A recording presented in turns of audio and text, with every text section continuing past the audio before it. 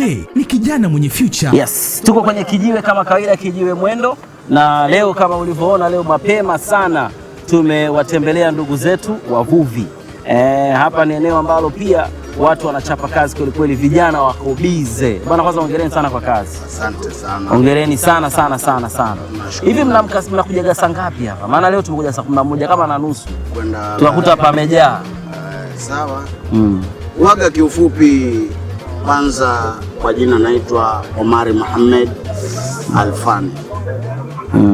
Kiufupi, kwanza safari zetu za kwenda kazini sisi tunakutana hapa saa 8:30 na mpaka ile kufanya mishemishe zetu kuingia botini, tunaingia botini saa 9:30 kamili mpaka 9:30, 10 sisi tunaondoka zetu.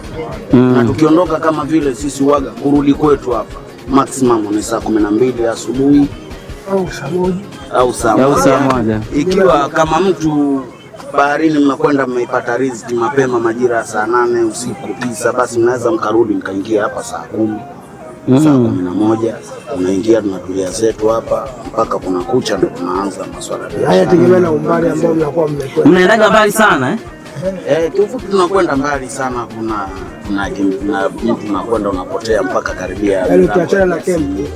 Kiasini ni wapi huko? Nini baina mpaka wa Tanzania na Kenya.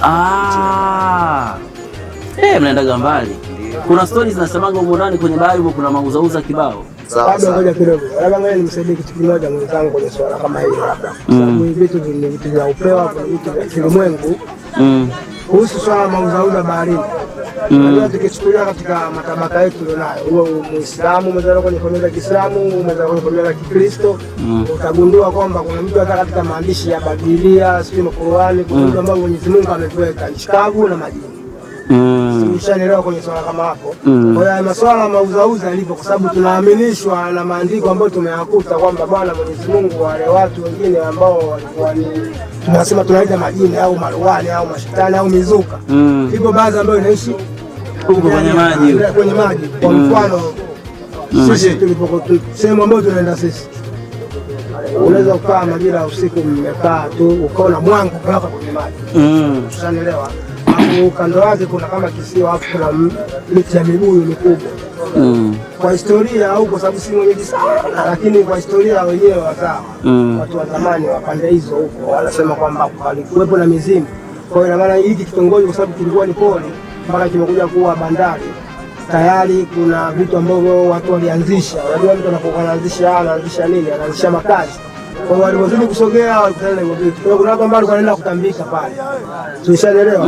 Lakini naaminika hivyo vitu vinavyopatikana pale vinatokea baharini. Ndio maana nikakwambia kwamba mimi mwenyewe na appreciate kwa sababu tayari nishaenda mara kibao, ushaona. Na ushakutana naye. Mpo kwenye boti kama hivi. Unaongelea mdomo, basi kwa pose. Mbona ukao ujiachie. Wewe ndio ujiachie. Sio kaogopa nyumbani kwenda batakuona. Sasa nyinyi mkiwa vijana, maana nyinyi ni vijana, si ndio Kuna mambo mengi yanaendelea. Yaani wewe kweli ni mvuvi lakini pia una maisha mengine. Si ndio Ni vitu gani ambavyo labda vinasumbua sana akili zenu? Yaani kwa mfano wewe hapa, yaani kitu gani kinakusumbua sana huko kwenye kichwa yako? Cha msingi ulichokizungumzia ni kwamba ndoto. Ndoto zipi? Ndoto za kimaisha. Ndoto zako zinakupeleka mpaka wapi? Yaani ndoto zangu mimi zinanipeleka mbali sana. Zinanipeleka mbali sana kwa sababu gani? Nafikiria nilipoanzia na nilipo na muda ambao nimebaki nao. Ushaniona? Tayari dunia ina speed up sana. Kabisa. Dunia iko speed vibaya mno. Kwenye vyakula, kwenye nini, yaani utazofika kwa hali yoyote. Lakini mambo mengine tuna trust tu kwa sababu tuna imani zetu labda tulizaliwa nazo na shughuli zetu za kifamilia, Ukristo, Uislamu kama nilivyokuambia. Kwa hiyo nakuta dreams zako bado zinakuwa ni mtu anayepiga penalti, nitafunga au nitakosa. Yeye Mwenyezi Mungu kesho niamshe tushamelewa. Sasa hizo changamoto unasema ndoto zinakusumbua sana. Yaani una ndoto kubwa. Si ndio? Ndoto kubwa sio kitoto. Si ndio? Sasa ili uweze kupata nafuu, wewe unalalaje usiku? Yaani nini kinachokupa amani? Yaani kinachonipa amani sikufichi brother, ni vitu ambavyo natumia kwenye kichwa changu. Vitu gani sasa?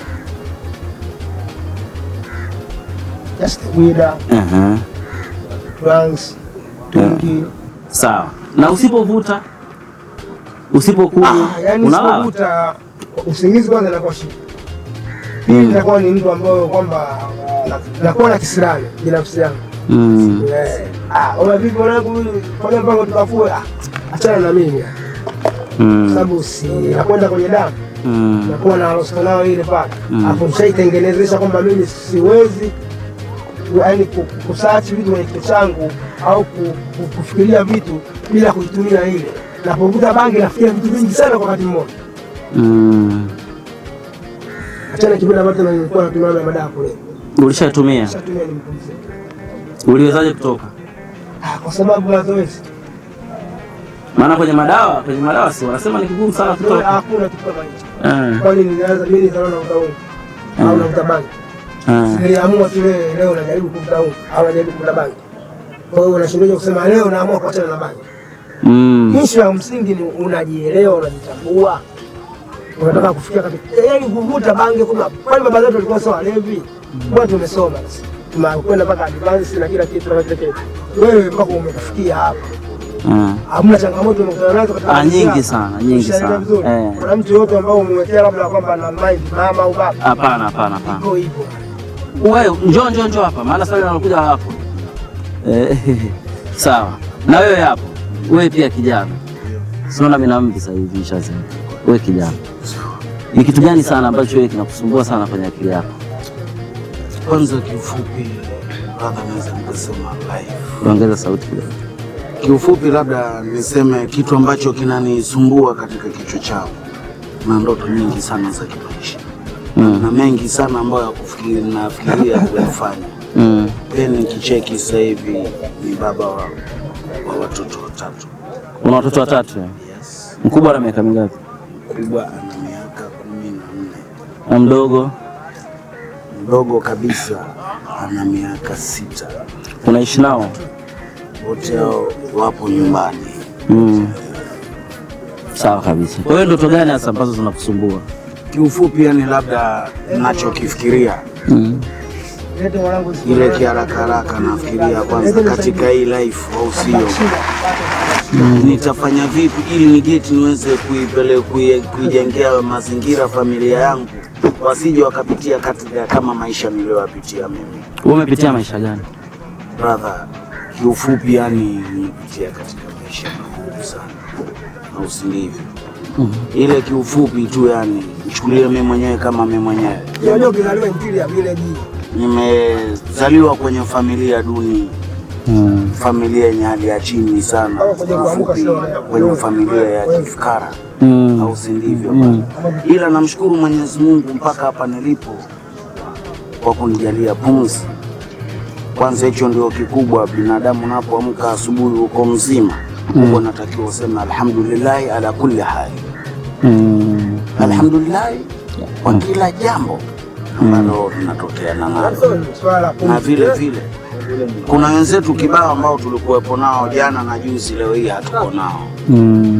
Sasa pale unapoamka mtu ukiangalia na watoto hawa na mama yao hivi, nifanyeje ili hao waweze kuishi wasije wakaja kuwa machokora wa mtaani au sindivyo? Kwa hiyo naweza nikasema bado nina mambo mengi sana ya kufanyia familia yangu feni wawe na sehemu nzuri ya kuishi sawa. Wawe kiufupi yani wawe wako kwenye hali ya amani na utulivu. Sasa kama hiyo ndo inakusumbua ndoto, una malengo makubwa na unaona kama hayaendi, ni kitu gani ambacho kinakupa nafuu, kinakusababisha upate usingizi usiku? Yani kiufupi brother, kinachonifanya mimi kupata nafuu na kukata mawazo angalau kidogo, mimi naweza nikasema ni mraibu mafuta bangi. Kipindi cha nyuma nilipitia kwenye madawa vile. Ulikuwa kwenye madawa pia? Madawa gani ulikuwa unavuta? Kiufupi ilikuwa ni mvutaji wa drugs. Zipi? Ziko nyingi. Heroin. Heroin. Na ukaachaje? Lakini nashukuru Mwenyezi Mungu kwa jinsia hapo kipindi cha nyuma, wakati kabla sijafikiria lolote, nilikuwa nina dozi moja kubwa sana ambao kwa siku ilikuwa ninaweza kuharibu shilingi 40,000, 50 mpaka 60 kwa ajili ya kufuta nini madawa. Lakini nikaona hapa nitafanyaje? Ninachokifanya mimi huu ni upumbavu kutokana na nateketeza hela nyingi sana kwenye kupitia kufuta madawa, alafu sijui watoto wangu wameishi hali gani au wamekula nini au si ndivyo bwana. Cha kufanya hapa mimi natakiwa kuachana na hii hali, ila nitaachaje ile fukufuku? Ni kitu ambacho hakiwezekani. Kubwa niliamua kupunguza dozi taratibu mpaka nikaja nikafikia stage kwamba kwa siku ninavuta kete 3. Zile kete 3 pia vile vile nikaona bado ni nini short kutokana bila 9,000 hujazipata. 9,000 sio hela ndogo kwa siku hiyo tu. Kwa siku nimeiua 9,000 kwa mwezi. 9,000 inapoiweka 9,900 kwa mwezi ni shilingi ngapi? Pana hela ndefu. Hela ndefu. Hebu ngoja nipunguze tena. Nikapunguza mpaka ikafikia stage kwa siku ikawa navuta moja. Ile moja pia nikaona nini? Bora nikubaliane na kichapo cha maumivu. Sasa hivi kinachokuwepo, bora niingie kwenye sakatobe, nipige sakatobe sana. Kitoka pale nishamwaga jasho nini, nimechoka, kienda nikipiga maji nikiweka kitandani nimekufa marehemu. Sakatobe ni nini? Mazoezi. Naingia zangu kwenye mazoezi. Shatoka baharini kama hivyo au sindivyo bana. Shamaliza mishe zangu nini na kila kitu na mabaharia wenzangu. Naamua kujitupa zangu ufukwe. Troti. Piga shadow sana. Toka hapo ninagombana na punching bag, piga sana punching bag. Hadi ukitoka pale ile jasho, pia vile vile ile jasho linasaidia kutoa nini? Ili unapotoka jasho na ile sumu kidogo inatoka. Hivyo ndivyo nilivyo. Sawa. Kwa hiyo unasema kwamba unaweza kuacha. Kwa mtu anayetumia madawa anaweza kuacha. Kwanza akiamua, lakini pili akajiweka kwenye mazoezi. Wajua kila kitu ni nia. Au sio? Hata wenyewe wanasema kwenye nia pana njia. Umeshaona? Sawa. Kwa hiyo mtu ukishalijua lile, unaona hapa vitu vingine ninachokifanya ni upumbavu. Tia kapuni. Inawezekana. Sawa. Na anasema kwamba sijui haiwezekani, huyo ni mwongo, anauendekeza, anaupenda, bado hajafikia yale maamuzi yake. Sawa. Wewe unapovuta bangi na unavyoishi maisha unayoishi, watoto wako wanakuona ukiwa kwenye hali hiyo? Kwa mfano uko vitu proper kabisa, watoto wako wanakuona navuta bangi, wangu nini? Kwanza ni kitu ambacho ninakilani. Ndio maana nilisema sitaki watoto wangu waje kupitia katika maisha niliyopitia mimi. Na ndio swali, ndio maana nilikuuliza hili swali. Maana hilo ndio wasiwasi wako mkubwa. Sitaki watoto wangu waje wafanyaje? Wapitie maisha ambayo nimepitia mimi. Nimepitia katika maisha ya kishuhuri. Kwa hiyo maisha yale sitaki watoto wangu waje wapitie. Sawa. Kipindi nilifikia kwamba ikifika muda fulani kuna sehemu hizo watu walikuwa wanaogopa kupita. Manake ukipita ukikumbana na mimi sikuachi. Bana brother, mambo vipi? Uko poa? Wewe unaitwa nani? Naitwa Yusuf Mzadi. Bwana Yusuf, umekuwa na muda mrefu sana unakatisha hapa. Umeshapiga vitu vyetu kidogo? Napiga vitu vyangu. Umepiga nini sasa hivi hapa? Sasa hivi napiga hii cocktail. Hiyo cocktail ina nini? Hii cocktail inalipa stress za kimaisha. Ina nini cocktail, ina vitu gani huko ndani? Hii kitu hii. Hii ina heroin. Ina heroin na nini kingine? Zaidi ya sigara. Ina sigara na? Ni sigara tu, heroin na sigara. Ukipiga unajisikiaje? Nikipiga hii heroin. Yaani na sijisikii, ni ulevi, ni starehe kama unavyokunywa bia tu. Na stress ambayo tunapitia katika mazingira sisi watu wa madawa. Sisi watu wa madawa. Tunamshukuru rais yetu kwanza, ametuletea mafaiba ili kuja kusaidia kila baada ya kijiji au kila baada ya kitongoji tulipewa mafaiba. Lakini mafaiba yale yamekwenda kwa watu binafsi. Na sisi watu wa madawa au bana, ambao tunatumia vitu kama hivi tumetupwa kule. yule mtu wa madawa chana bwana, achukua yule fulani na fulani na fulani fulani. Kwa hiyo sisi watu wa madawa tunazidi kuchanganyikiwa yani. Tukae katika msimamo gani katika serikali, au rais anatusaidia kitu gani?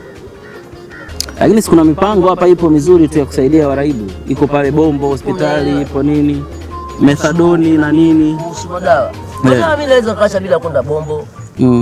Niwe na msimamo tu wa stress kwamba kwa maisha yangu sasa hivi nimesimama katika standard fulani wewe bana, kwamba tunamiliki hata kama wote ndio watumizi wa madawa, lakini tumepewa na serikali kitu hichi hapa, kwa sababu humu kuna 4 kuna 6 humu katika upande wa madawa. Watu wana dedication vile vile humu. Kutokana umechanganyikiwa kilini kimaisha tu, kutokana hana uhakika wa maisha yake kuingiza shilingi 200. Unaona? Lakini asilimia kubwa watu wana education. Kwa hiyo kama tunasaidiwa, tunapata misaada, kwa hiyo hatushirikiani na mtu wowote. Hebu tuangalie hawa watu wa madawa, tuwape mfumo fulani, wafanye biashara gani au wajiingizie kwa staili gani. Basi naamini baada ya mwaka mmoja jibu litapatikana tu kiserikali kwamba watu wa madawa wako design gani. Vipi kuhusu mahusiano? Vipi kuhusu mahusiano? Mahusiano na familia. Wewe una mke, una girlfriend? Kama kawaida. Kama kawaida. Kazi. Iko sawa, kazi tu. Wala siko vibaya. Unatumiaga condom au? Ya 80 Fiat. Hapana, condom mimi situmii condom. Kitu kile cha condom situmii kwa sababu na siri ya condom unaijua. Siri yake nini? Ina siri nyingi zinaenda haja kuelezea. Yani sisi waathirika wa madawa kulevya ni sehemu 3 kuu ndo zinatuathiri. Kiakili, kimwili na kiimani. Hivyo vitu vitatu ndo vinatuathiri. Hakuna hata mtu mteja mmoja aliyokuwa kwa vitu hivyo hanavyo. Maana nikikwambia kimwili, nakuta unga na konda, mwili unakuwa wa kizee. Nikija kiakili, hatuna akili. Akili zetu tipa kidogo, kwa sababu unaweza ukanipa mimi chakula cha maana kizuri biriani, lakini ile biriani mimi si ile kama sijavuta. Naweza nikaiuza ile biriani ili nipate fix. Sasa hizo ni akili za mtu iko sahihi kweli? Ni athari ambayo pia zinatusumbua. Ukija tena kwa upande wa 3 nitasema imani inapotoweka, ambapo tayari mimi wakati mwingine sijavuta. Leo naweza nikamkuta hata babu kizee ana $10,000 chake hivi kimeshangaa, mimi nampora imani yangu, sina imani naye tena, kajua yule ni mzee ama vipi. Sasa hizo vile vitu vinatuumiza ndani ya nafsi, na ambapo ni mtu anazidi kuingia stress, anajiconfuse, nitatoka vipi, nitaishi vipi, maisha yatakuwaje? Mimi familia hii niamini, yule mdogo ndo anathaminika, huyu mkubwa sisaminiki kwa sababu sina kitu. Kwa maana ujali wote unokuja kwa sababu ukiwa na kitu utajaliwa. Kuna kitu wewe maisha yako yote mpaka maisha yote, na mwisho mwingine anakata tamaa kwamba anasema mimi mpaka kufa nitavuta madawa. Lakini mimi nitamwomba Mungu isije ikafika time hiyo, kwa sababu mimi nishapita house manager sober house, nishaka assistant manager wa sober house muda mwaka 1.5 ndani ya Pemba hiyo. Ulikaa Pemba mwaka gani huo? Mimi ni Mpemba. Mwaka gani? Hiyo ilikuwa mwaka 2003 2004. Kuna mtu mmoja Unguja kwa Suleiman.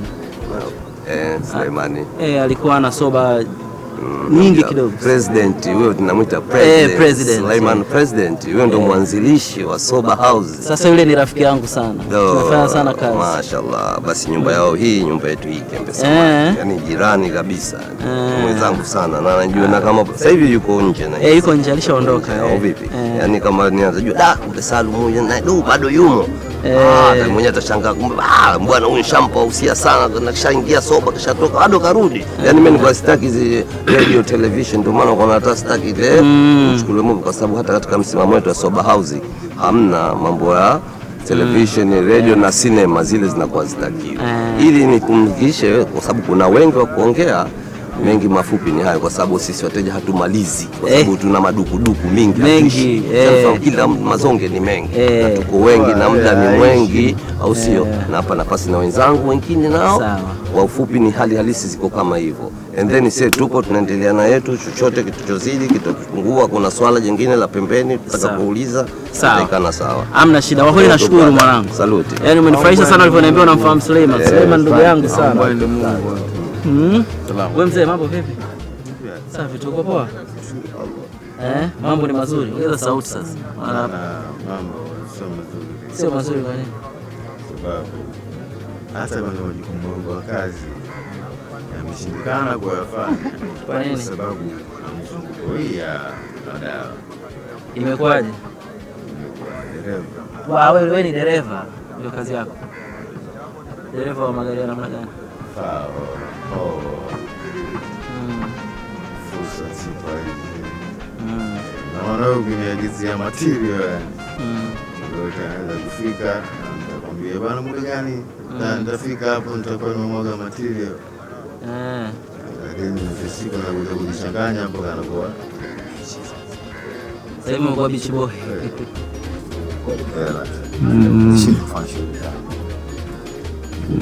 Wakati kuna muda atakuwa mimi nipo kazini. Sasa ule muda ambao nilipokuwa nipo kazini, atakuwa niende kule. Naenda kuifuatilia. Shakuelewa. Kwa kijana ambaye ndio anataka aanze, kijana mdogo, unamwambiaje? Asijichanganye. Asijichanganye na uvutaji wa unga, sio mzuri. Hautii afya huu, wala una rutuba au mwilini, bali kuliharibu akili yako, na zaidi utakuja ukikuta unatengwa na jamii, unatengwa na familia.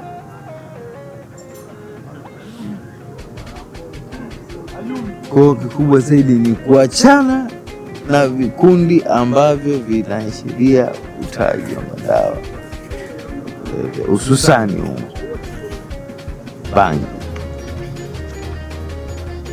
mpaka pombe. Nini wanaita sijui mbandandu, sijui wanaita mbandandu, sijui nadhani ni moja hapo ya madawa.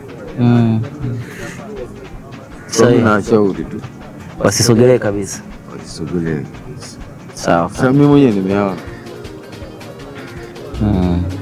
Kama nimeona, haina budi kuweza kueleza wenzangu ambao wapo hawajatumia kwa nyuma yangu, na hata kama wanatumia basi tujicontrol. Tufikie wakati tuseme hapana. Linawezekana. Inawezekana. Haya, asante. La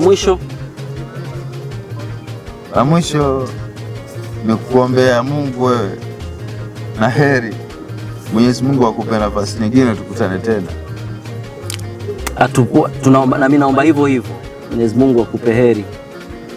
Uache dogo yule wa miezi mitatu akuwe na baba ambaye atumii kabisa. Ni mama huyo. Ni mama umeleta mama.